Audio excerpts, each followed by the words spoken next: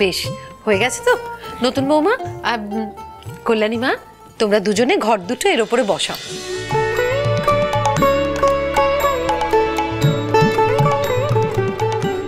নতুন বৌমা নাও, এবার গামছাগুলো দিয়ে দাও। তুমিও নাও কল্যাণী মা।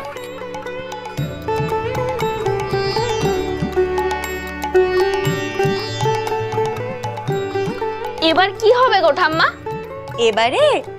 এবারে খই ভাজতে হবে দাদু ভাই। হ্যাঁ, যেমন ঠাকুরের তেমন পূজা, ষষ্ঠী ঠাকুরের খই ভাজা। এই ষষ্ঠী ঠাকুরের জন্য পিঠে তৈরি করতে হবে, 6 রকমের তরকারি তৈরি করতে হবে, আর 6 রকমের ভাজাও লাগবে কিন্তু। নতুন বৌমা, কল্যাণী মা, যাও তোমরা তাড়াতাড়ি তৈরি করে আনো। অম্বিকা, জামা ওদের নিয়ে যা। চল তোমরা একটু যাও।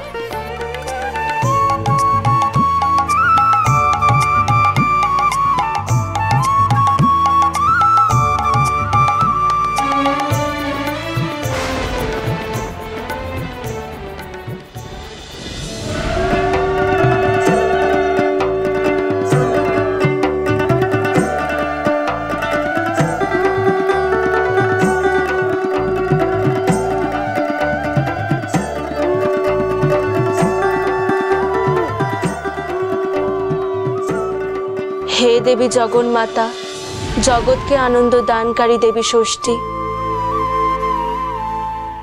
তোমার জয় হোক।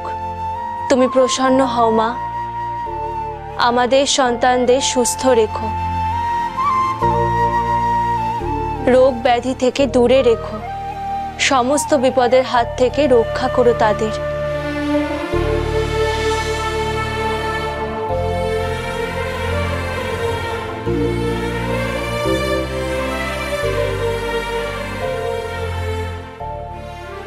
বাবা, এই তো একেবারে ঠিক সময় এসে পড়েছ।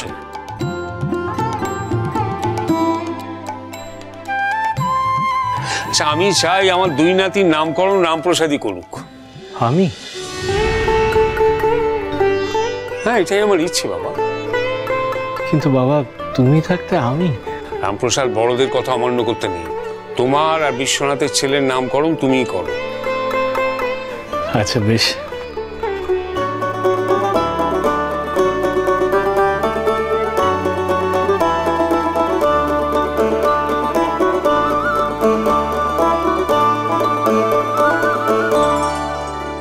পারিবারিক ঐতিহ্য মেনে এবং মা ষষ্ঠী ও বাড়ির বড়দের সাক্ষী রেখে আমাদের পরিবারের 2 নবজাতকের নামকরণ করলাম আমি। কল্যাণী সন্তানের নাম আমি দিলাম রামমোহন।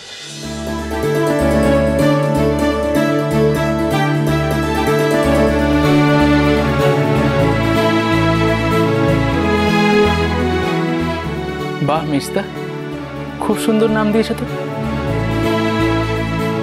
রামমোহন। এবং সর্বাণীর সন্তানের নাম আমি দিলাম রামদুলাল।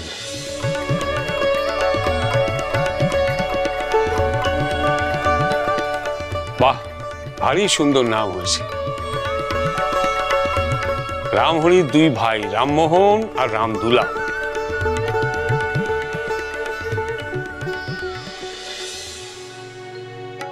আমার অন্তরে আনন্দময়ী,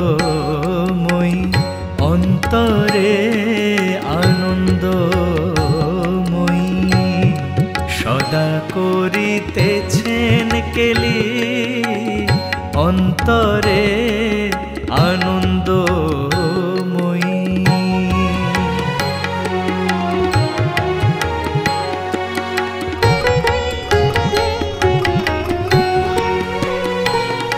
আমি যেভাবে সেভাবে থাকি, নামটি কভু নাহি ভুলি। আমি যেভাবে সেভাবে থাকি, নামটি কভু নাহি ভুলি। আবার 2 আঁখি অন্তরেতে মুন্ডমালি অন্তরে আনন্দময়ী শ্রীরাম প্রসাদে বলে মা বিরাজ শত দলে শ্রীরাম প্রসাদে বলে মা বিরাজ শত দলে আমি শরণ নিলাম চরণ তলে অন্তে না ফেলিও ঠেলি অন্তরে আনন্দময়ী আমার অন্তরে আনন্দময়ী সদা করিতেছেন কেলি অন্তরে আনন্দময়ী।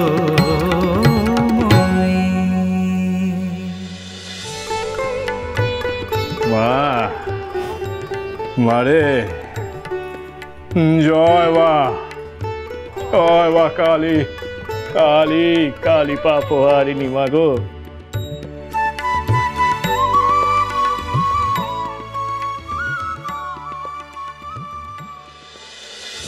আমার সব পরিকল্পনা বানচাল হয়ে গেল।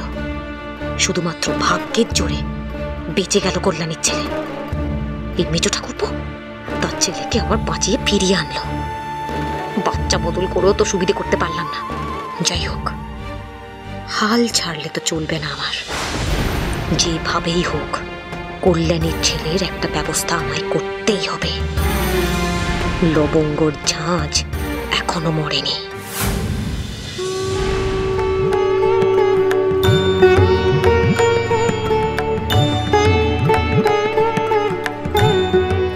নতুন বৌমা, কল্যাণী মা, কোথায় গেলে তোমরা সব?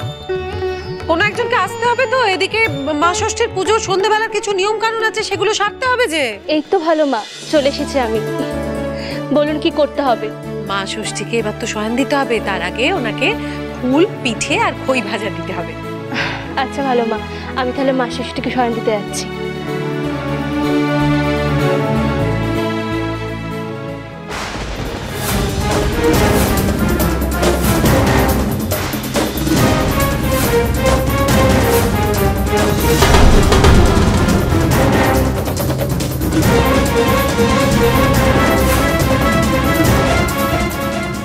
কে আপনি?